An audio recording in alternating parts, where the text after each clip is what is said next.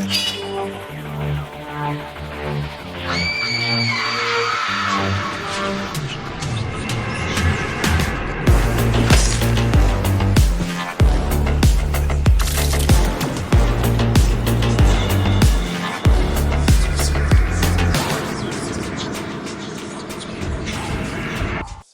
hi, hello. Welcome to another episode of Fright Mic. Or if you're new here, welcome. I'm Sam. I'm Liz. And we are continuing on with the Babysitters Club. Whee! It's our club, not your club. No boys allowed. I don't know. I was gonna say no boys allowed. And we are continuing on with the Babysitters theme by bringing you 2017's Veronica. A first time watch for both of us? Honestly, it was a first time watch all the way through for me.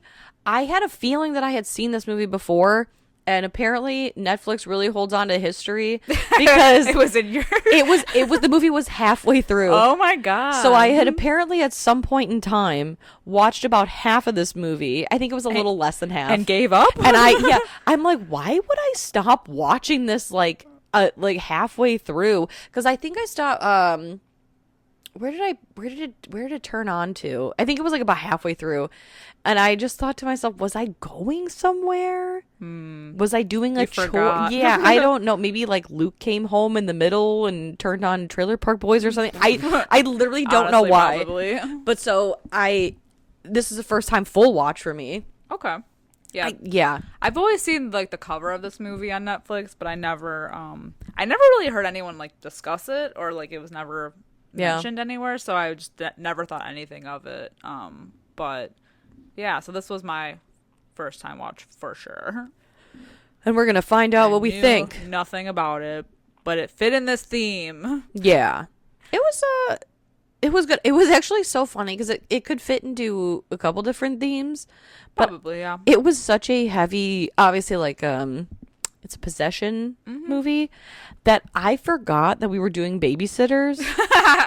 And why is this relevant? Well, literally, I just kept thinking, I was like, what are we watching next week? And then I was like, wait, what did we watch last week? Babysitters. What the fuck is that? What am I watching? Like, You were questioning everything. I felt like I got shot out of a cannon.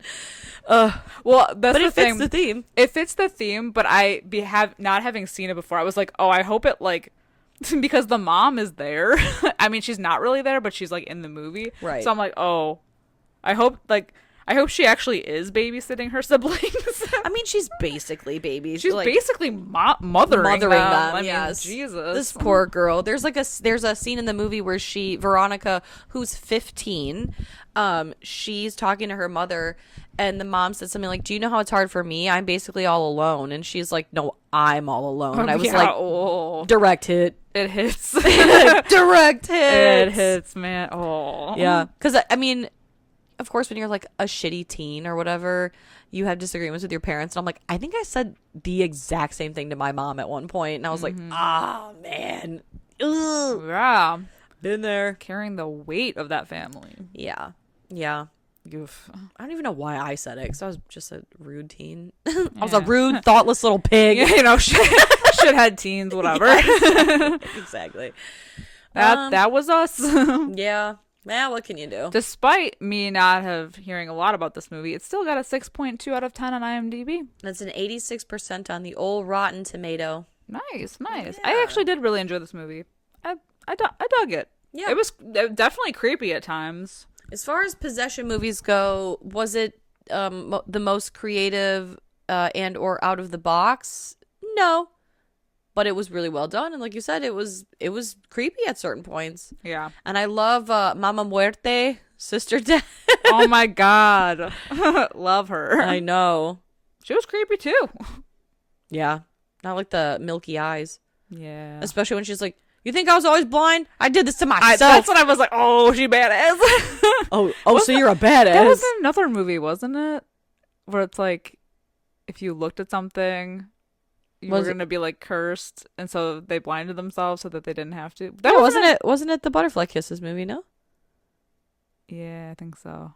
I don't know if I was thinking of that though. Oh. But yeah, maybe. How many times are people blinding themselves? badasses in do these that. movies. Yes. Well, and she's badass too because she was like, I don't. That was before I thought I needed eyes to see or whatever. Oh yeah, because she says to Veronica at one point in the movie, "Is that a what? Who's that a picture of that you're holding?" And she's like, "I thought you couldn't see. You don't need eyes to see." I was like, "Oh, you metal motherfucker!" I need a movie on her. Yes. What's her backstory? Give me a prequel. Yes. What's the deal with that? Give me the prequel. Is the prequel that Sydney Sweeney movie? Oh no. Oh god. No, but I wonder if it's Sister Death, which is another movie. That's true. Okay, that is actually another movie on Netflix that is actually very good. Immaculate. So like that's maybe. what I was thinking of. Yeah, true. I haven't seen that one yet. I haven't seen Immaculate either, so I haven't seen Immaculate either, but I've seen Sister Death, and Sister Death was good. So okay. I'll have to watch that next. Interesting. Maybe I'm gonna in my mind that's the prequel. Maybe it'll begin the beginning of my nunth. A month of nuns. I sense a new theme coming. 2026. Wait, that could actually be great. Actually, though. I'm here for it. Right? Jot it down. It's going in my brain that will immediately forget that. I'm going to have to write it down. I have to write down everything now. Yeah. My brain is like mush. We're going to start writing for next year and be like, what was that thing we came up with that was so funny? I don't know. And what episode were we talking about it? I don't know. Not sure. And then someone like in a year from now remind us about that. Yeah. Because I'm certainly not listening to the back catalog of my own voice. Oh, That's no. not going to happen. Oh, no. That's... No. You know how this goes. I spew shit into the ether and then it's gone forever. None of my business after It's literally none of my business. We get it in post and then never again. Mm-hmm. I'm my own worst enemy. I wish I could add my own voice in post. I could get like somebody. I want the Siri voice. Yes. I want Mark Hamill to voice me. Okay, right? but wait. If we're getting voice actors. Yeah. Mark Hamill. I want Tom Hiddleston.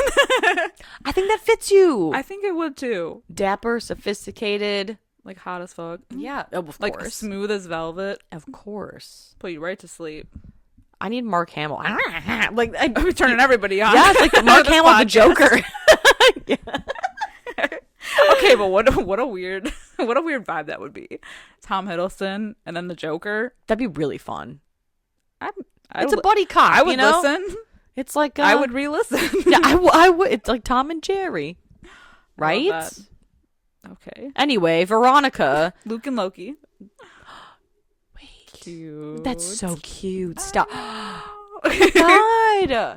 New podcast coming 2020. Someone remind us of this next year so I can reach out to Mark Hamill. Mr. Hamill. Mark, as I call him. In the circle. In our very close circle. Of course. He is a close and because personal I'm sure friend. he's not busy, that he can deal with my bullshit. No. Our bullshit. He'll always take my calls. Yeah, right. Anyway, Veronica. Yeah. Veronica starts off with, you guessed it, Veronica. Madrid, 1991. A great year, I think. The year of me. The year. That is true. I love that. Oh, you already, 5 months old? Because it takes place in June. Yeah. Right? Mm-hmm. Don't air my business. I'm kidding. Yeah, right. Hey, why don't you shut the fuck up? I was definitely 5. Oh, yeah, I was 5 months old. Wait, I just realized. Is this June or July? Does this take place in June and or July? I didn't write the date down. I just knew it was 1991 and there's a Friday the 13th. And when we are recording this, it is still June and we had a Friday the 13th. Whoa. No eclipse though. Yeah. But the movie we talked about last week had an eclipse. What did we talk about last week? Sometimes I don't even think you're really here. Sometimes I think I'm doing this podcast with a ghost, which is also I remember. Also a really good concept for a movie. That is true. It was the devil, the house of the devil, the devil movie, the house of the devil. That's what it was. Oh fuck my life! Which prominently features a lunar eclipse. Is this one a solar eclipse? This is. You know what I was thinking about that? I'm like a lunar eclipse and a solar eclipse. Right. Yeah. This is a solar eclipse. The other one was a lunar eclipse. Yes. because they Yes. take place during the night and the day. Right. I was like, oh. Yes. Yeah. So there's an eclipse happening. Yeah. And that's all you need to know. Well, that's not all you need to know. Nope, that's the end. Thank you so much for tuning in. Yeah, so I do like that the beginning of this movie, we get the 911 call, and it's like 3 days earlier. Based on a true story. Yeah, I didn't know that. I didn't know if that was, see, now I've been played so much in my life. I don't realize, like, you know how they say, like, oh, based on a true story, but it's not really, like, you know what I mean, like the exorcism movies, For sure. like, it's Even not, The Strangers, based on true events, but it's like, well, yeah, kind of. like, is it fake based on true events, or like for real? Like, the true event is that there was a solar eclipse Yeah, in like 1991. something might have happened, but like, yeah, loosely based. Yeah. And like, who's telling the tale? Yeah. You know, The Conjuring, based on true events. Well, yeah, like, okay. Yeah, Okay. we'll see. Allegedly based on a true story. Yeah. So Veronica, she has 3 younger siblings. 2 are twins.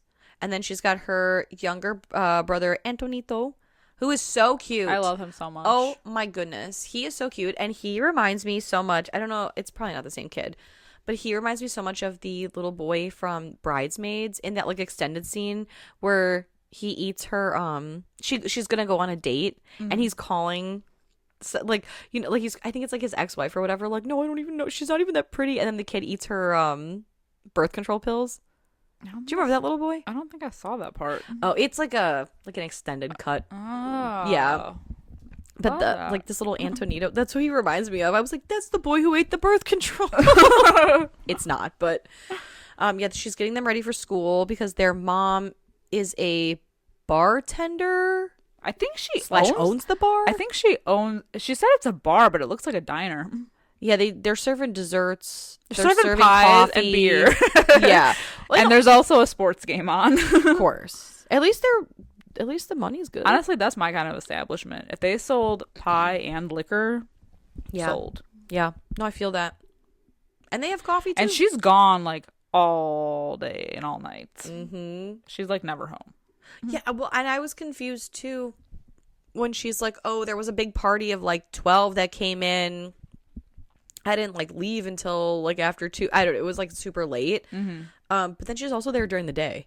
Yeah. So like, what is her schedule? I don't know. How did she have 4 children And do this. yeah, like I don't know, whatever. Like she's lucky she's got Veronica. Let me tell you. Hell yeah. She knows what's up. MVP Veronica. Mm-hmm. And so they get ready to go to school, and then they learn that there is an eclipse that day. So Veronica is grabbing film negatives, which I didn't know that you could look at an eclipse with a film negative. They always make you wear those special glasses. Yeah, I didn't either. So now for the next eclipse, if I don't have my eclipse glasses, I'm going to use film negatives. Do you have those laying around? I actually do. Oh, okay. I wait, actually do. Wait, we did get some at the Nosferatu screening. Oh, I wouldn't use those. Why? It's not like they're gonna get ruined. No, I just feel like, are those real negatives? Like, they're in color, for Christ's sake. That's a film strip. That ain't a negative. Oh, that's true. Don't That's use true. that. I will be blind. You will die. Oh my god, I got film negatives. So I took a black and white film in high school, so I have those negatives. But also my family Disney trip from 1995. I have the photos, Film negatives and are for some reason creepy. the negatives. Yeah, They're creepy. especially my sister seeing through the negative. Yeah.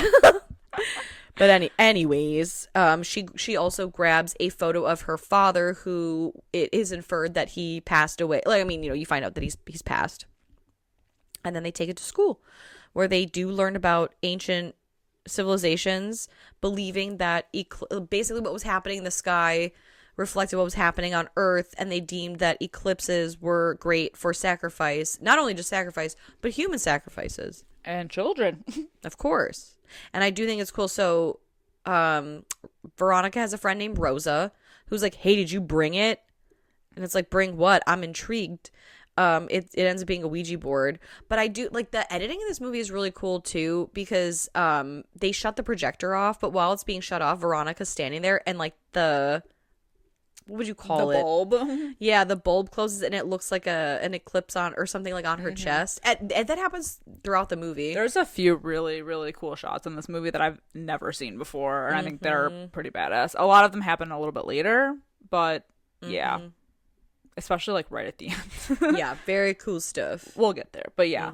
Yeah, that was a cool shot. And yeah, so they're ouijaing. They're ouijaing in the basement while the rest of the school, I feel like, is watching the eclipse from the roof through their negatives. And Rosa invites Diana, who I think like her boyfriend or something died in an accident or something.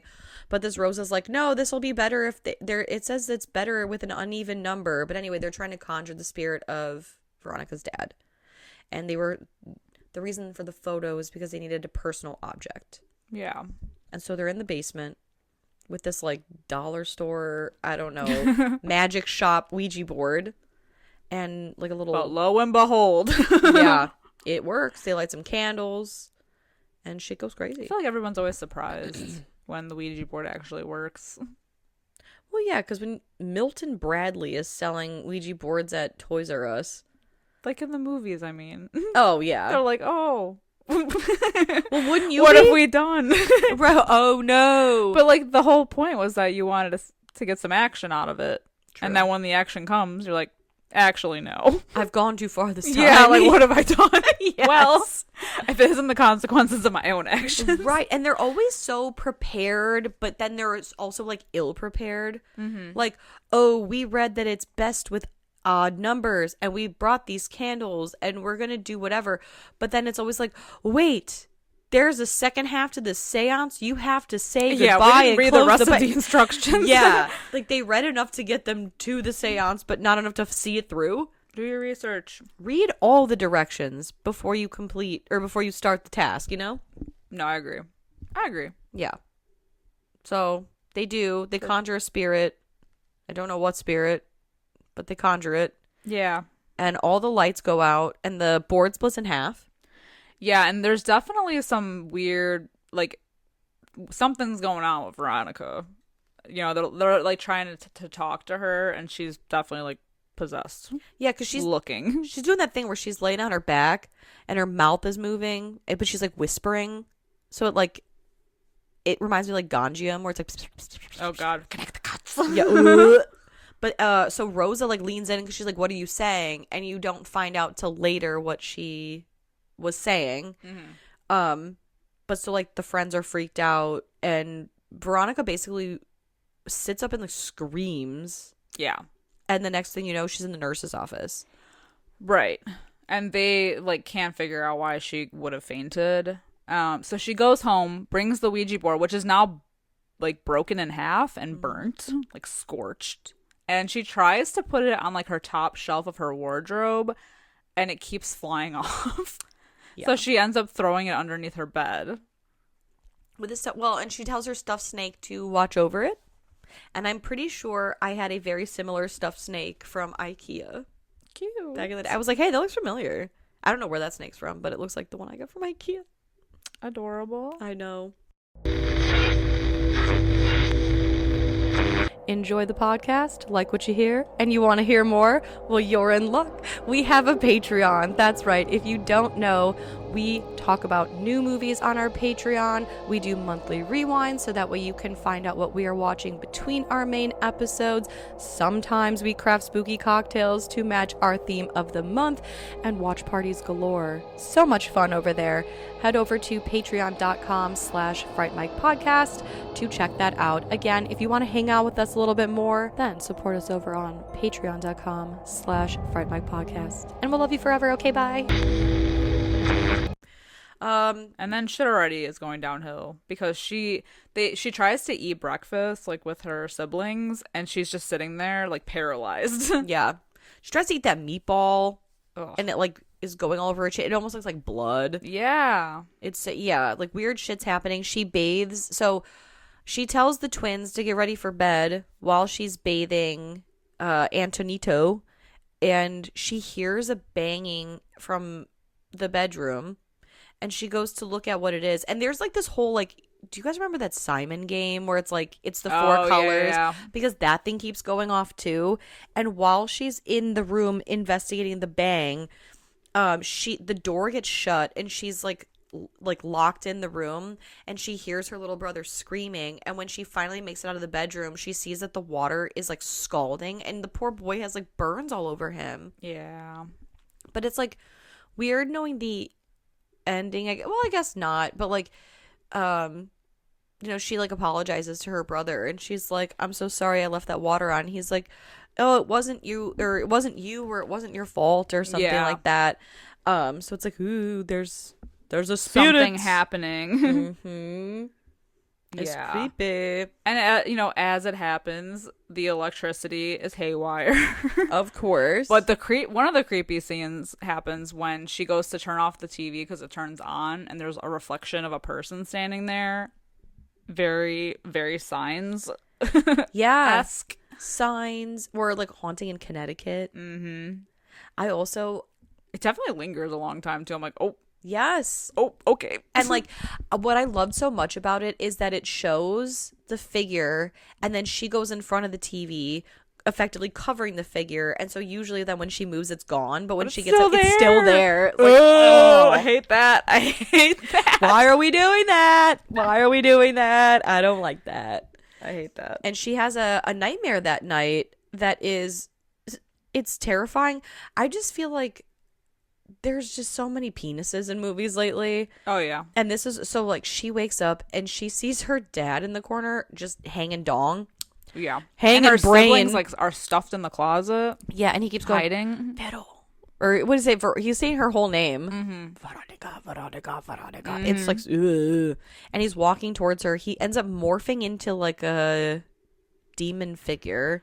And then those demon hands reach through the mattress. This is so cool. Like, I love this. It reminded me so much of Ghostbusters when the creature takes Sigourney Weaver because like she's sitting in a chair. Because you haven't seen Ghostbusters, I have right? not. No. Yeah, we're gonna change that soon. But it like the arms come out of the chair and it like that's cool. Pushes her into like the kitchen. Ooh, I like that. Yeah. Yeah, I gotta watch really Ghostbusters. Cool. Yeah, it's a good time.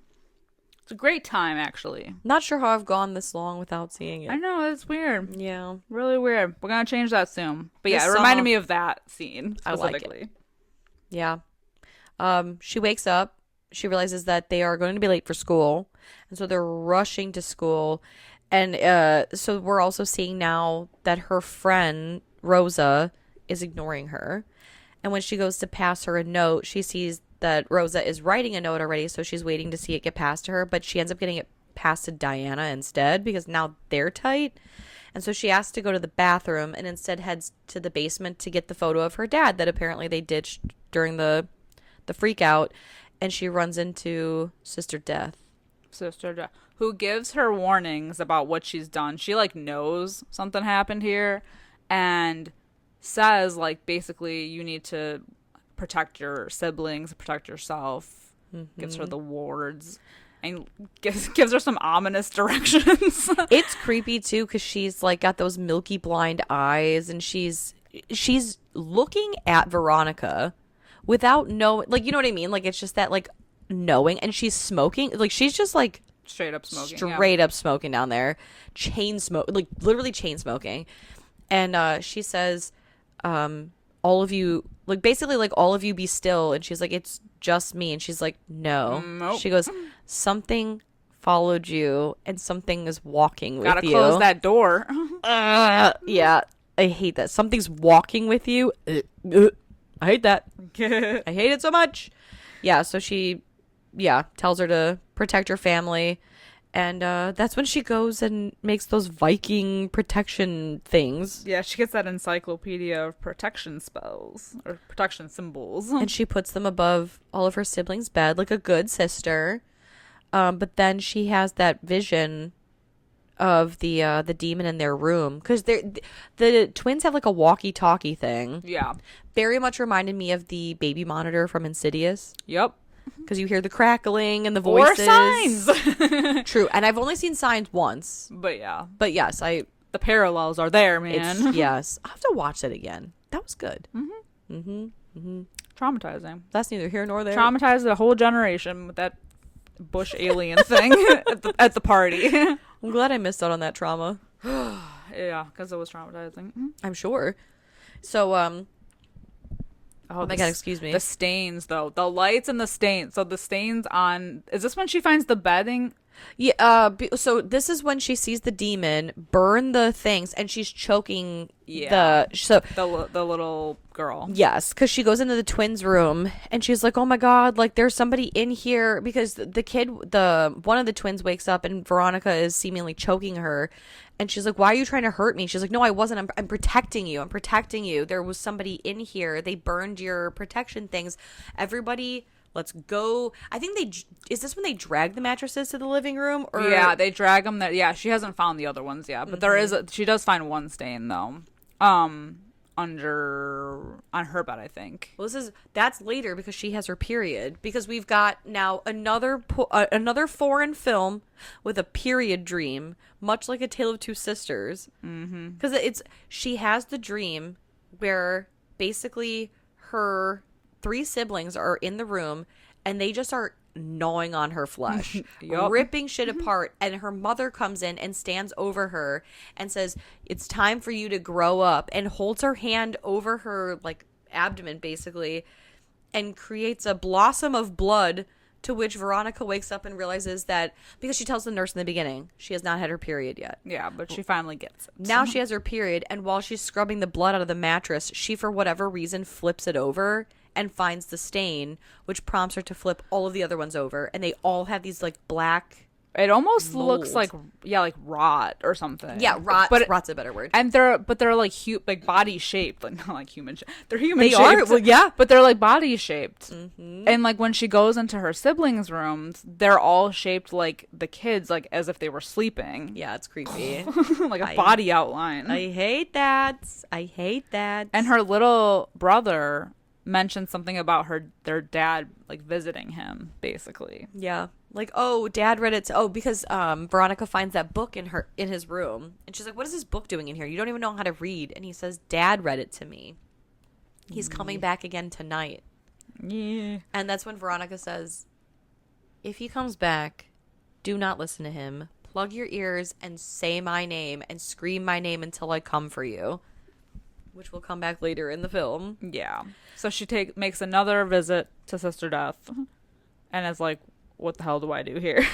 I do love that too, because this is a Saturday, so the school is closed, and yet Sister Death is She's still chilling, chain smoking in that basement. She's still chain smoking in the basement. She never left. What a gangster! What a fucking G! And all she says is like, basically, you have to close the door that you opened and do right what you did wrong.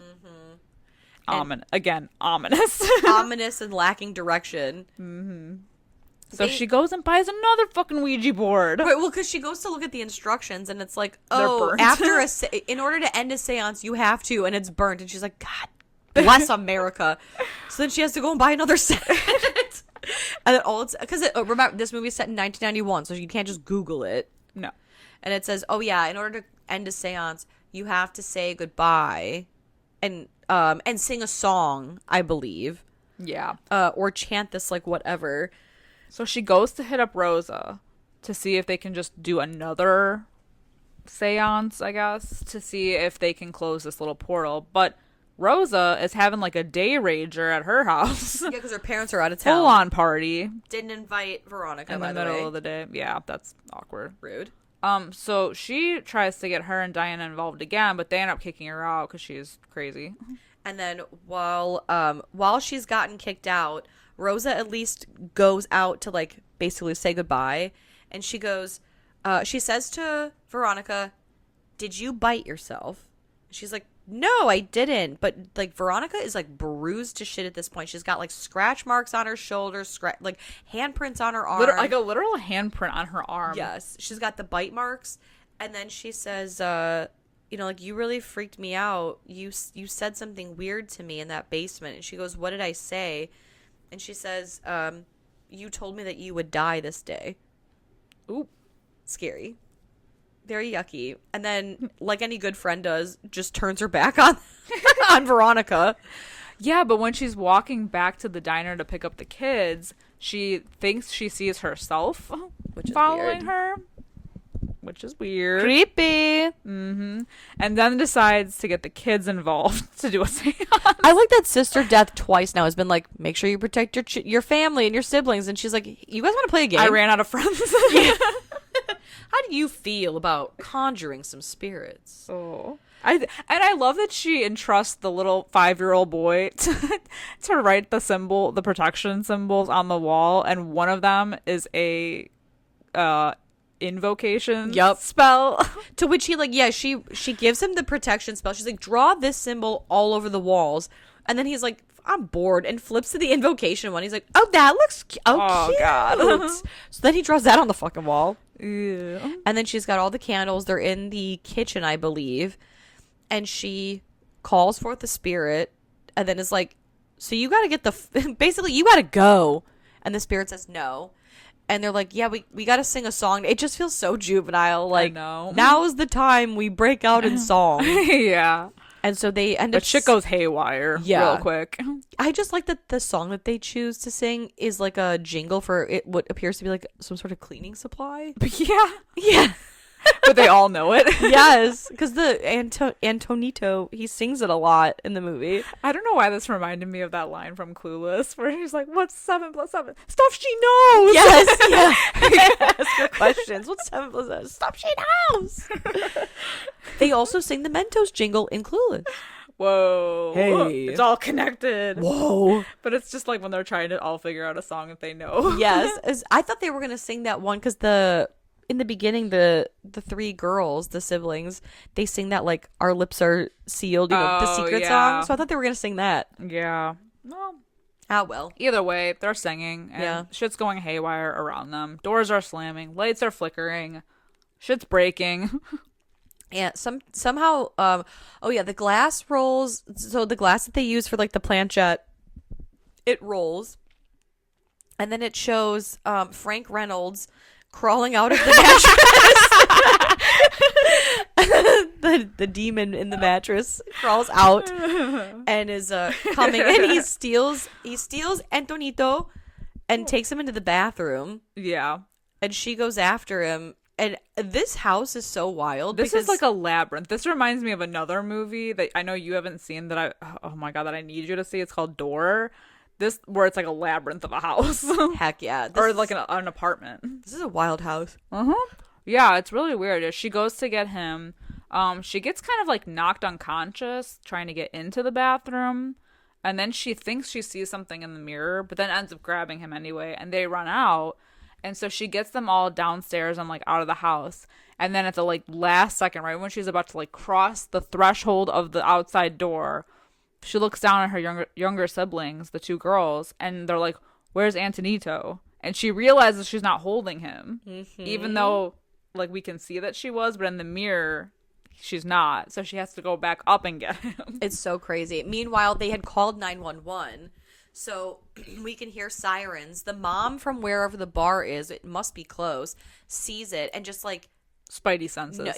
She knows something's going on. So she runs over there and she's holding on to the 2 girls. And Veronica's up in the apartment and she finds Antonito in the closet and he's covering his ears saying her name over and over and over again. But she has this moment where she looks at herself in the reflection of the mirror in the door to the closet, and she realizes that the demon the whole time has been none other than her. It's possessed her. It's the demons that followed us along the way. Yes. And it's so sad because we kind of see the events that were occurring. Like, she turned the water on and then closed herself in the room. She was choking her younger sibling, so it's just like it's crazy. And so in order to protect her sibling, she takes this shard of glass and she attempts to cut her own throat, but the demon stops her. And it's like, I mean, basically fisting her throat. Yeah. Like crawling its way out. Yeah. But meanwhile, I guess in. Yeah. It's crawling inside her mouth. Yeah. It's very disturbing. Yeah, well, and the cop catches a glimpse of the tail end of that happening, and it's like, what the fuck? Because she's bent in like this unnatural way, and she's almost like levitating. And then she falls to the floor, where they get her out on a stretcher. They call for the paramedic, and then we find out she fucking died. Yeah. After all that. And it's crazy too, because like the detective is in the apartment, and he's kind of like looking at all these things, and he goes to pick up a picture of Veronica, and he drops it because it's almost like his hand is on fire, and we see the picture slowly, like almost like it's burning, and it burns through her face. And right after the burn mark completely takes over her face is when the dispatcher, I assume, calls and is like, hey, the girl just died. Yeah. And it's so creepy and sad. Yeah. Now, the photos at the end, are those real crime scene photos? Because then it does the whole, like, not exposition, the, like, yeah, like half resolution. Half the police team ended up quitting the case because they were so freaked out. They felt like a presence in the apartment. I don't know. I think so. At the time, like, when I first, like, saw the ending, I was like, I'm like, oh, that's because it looked exactly like the house in the movie. So I was like, oh, that's like weird or whatever. But then I'm like, wait, are those? Because I mean, like, then I was like, oh yeah, I remember that this is based off of a true story. So I'm like, maybe they are the real actual crime scene photos. The only thing that makes me feel like they are real is that the scene of where they were doing the seance with the candles are completely different, I think, than the ones used in the movie. Oh, maybe. But then I don't know, because I was like, are they fucking with me? I don't know, because I'm not that smart, so I feel like maybe they're fucking with me. If they are real, that's creepy. Yeah, for sure. It's very sad. She was only 15. I know. And it's sad to think that she was the demon all along, because all she wanted to do was protect her siblings. Like, they had like such a cute relationship. I know. Even that the one sister was like, you're protecting me from the demons. I'm so glad to have you. I'm so glad to have you as a sister. And she was like, I'm happy to have you as a sister too. And it's like, oh, so sad. And she literally was telling her mom, like, hey, we gotta, like, let's go somewhere. Let's get out of here. Like, things are getting crazy. And the mom was like, tomorrow. And she died, like, that day. So sad. Yeah. So sad. Yeah, this is a good one. Yeah. Especially, I know this is babysitter month and this was more of like a possession movie, but just shout out to Veronica for being number one babysitter / baby watcher / big sister / pseudo mom. Yeah. She literally did it all. She was feeding them, clothing them, bathing them, getting them to school on time, helping them with things. Like, she is the number one. Yeah. It's just a shame how it all ended out. Very sad. What a bummer. But yeah, very good though.